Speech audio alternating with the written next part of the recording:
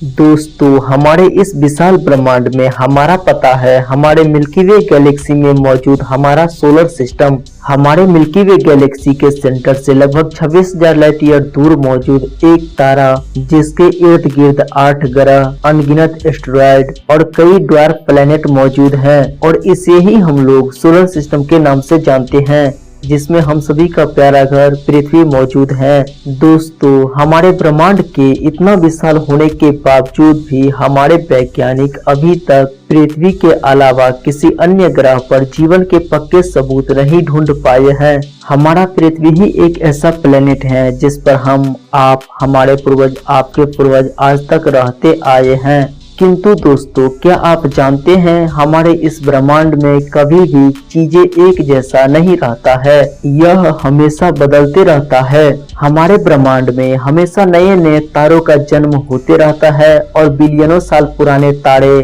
Supernova विस्फोट करके नए नए और विनाशकारी न्यूट्रॉन स्टार और ब्लैक होल को जन्म देते रहते हैं, जो आगे चलकर भयानक तबाही मचाते हैं। दोस्तों, सोचिए, यदि कोई तारा फटे और इससे बने ब्लैक होल सीधा हमारे सोलर सिस्टम के तरफ ही आने लगे, तो क्या दोस्तों हम इस तरह के किसी इम्पैक्ट से बच सकते हैं? दोस्तों, आज हमारी तकनीकी इतनी विकसित हो चुकी है कि हम पृथ्वी के तरफ आने वाले एस्टेरॉयड से बहुत हद तक अपनी रक्षा कर सकते हैं, किंतु यदि सूरज से भी कई गुना विशाल ब्लैक होल हमारे सौरमंडल के तरफ आने लगे तो हम उससे कैसे बचेंगे? क्या हम उस ब्लैक होल के रास्ते को बदल सकते हैं? और यदि नहीं बदल सकते हैं तो इस ब्लैक होल को हमारे सोलर सिस्टम को निकलने में कितना समय लगेगा और इस दौरान क्या क्या घटना घटेगी? दोस्तों, आज का यह वीडियो हमारे ब्रह्मांड में होने वाली ऐसी ही घटनाओं पर है, तो चलिए आज के इस वीडियो को शुरू करते हैं।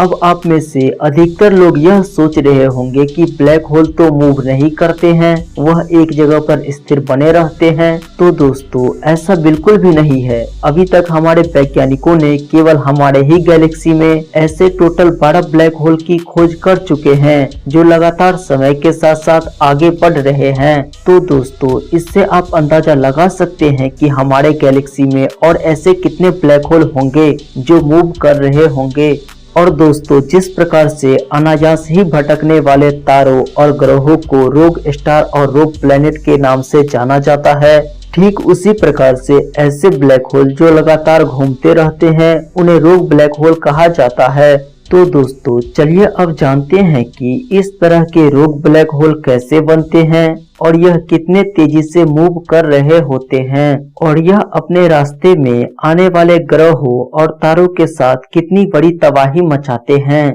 दोस्तों, एक रोग ब्लैक होल बनने के वैज्ञानिक 2 कारण बताते हैं, तो चलिए एक एक करके इन्हें समझते हैं। दोस्तों, इस प्रकार के रोग ब्लैक होल बनने का पहला कारण है कि जब कोई 2 ब्लैक होल आपस में मर्ज हो रहे होते हैं तो उसके आपस में मिलने के समय एक छोटा ब्लैक होल इससे अलग हो जाता है और मर्जर के समय निकलने वाली हाई एनर्जी के कारण वह छोटा ब्लैक होल दूर फेंक दिया जाता है, जो हमारे ब्रह्मांड में अनायास ही भटकने लगता है और कुछ इस तरह से फॉर्म होता है एक रोग ब्लैक होल। और वहीं इसका दूसरा कारण यह है कि जब कोई स्टार ब्लैक होल बनने के लिए अपने आप में सुपरनोवा धमाका करता है तो इस एक्सप्लोजन से निकलने वाले हाई एनर्जी उस ब्लैक होल को ही अपने कोर से दूर फेंक देते हैं, जिससे यह ब्रह्मांड में घूमना शुरू कर देता है और रोग ब्लैक होल के लिस्ट में शामिल हो जाता है।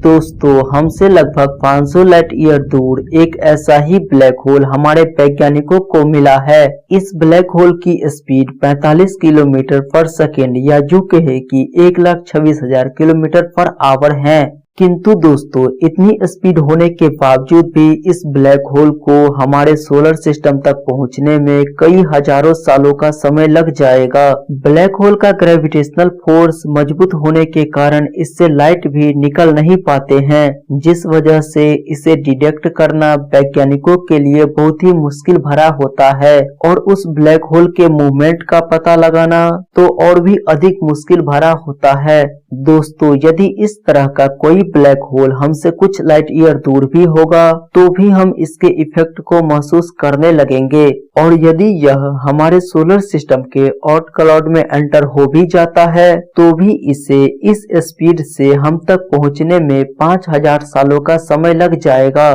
किंतु दोस्तों, यह 5000 साल भी बिल्कुल भी शांत नहीं होगा, क्योंकि इस ब्लैक होल के ऑट क्लाउड में एंटर होते ही हमारे सोलर सिस्टम के बाहरी क्षेत्र में मौजूद सभी एस्टेरॉयड डिस्टर्ब हो जाएंगे और इधर उधर तेजी से भागने लगेंगे, जिससे कुछ एस्टेरॉयड हमारी पृथ्वी के साथ भी टकरा सकती हैं। और जैसे जैसे यह ब्लैक होल हमारे पृथ्वी के तरफ बढ़ता जाएगा, वैसे वैसे हमारे पृथ्वी पर एस्टेरॉयड की बारिश तेज होता जाएगा और हमारे समुद्र में सुनामी की बड़ी बड़ी लहरें उठने लगेंगे। और इस ब्लैक होल के इर्द गिर्द मौजूद एक्रेशन डिस्क से निकलने वाली गर्मी के कारण हमारे पृथ्वी का सारा पानी भाप बनकर उड़ जाएगा, और यहाँ तक कि इस पर मौजूद सभी जीव जंतु भी भाप में बदल जाएंगे, और धीरे धीरे यह हमारे सभी ग्रहों और सूरज को निगल जाएगा, और इससे हमारे पूरे सोलर सिस्टम का नामो निशान मिट जाएगा। दोस्तों, इस वीडियो में हमने जाना कि रॉक ब्लैक होल कैसे बनते हैं और यह कितनी बड़ी तबाही मचा सकते हैं। किंतु दोस्तों, अगले किसी वीडियो में हम जानेंगे कि जब ब्लैक होल इतने खतरनाक होते हैं तो क्या इसका अंत भी किसी कारण से होता है, या फिर यह अनंत समय तक हमारे ब्रह्मांड में मौजूद रहता है।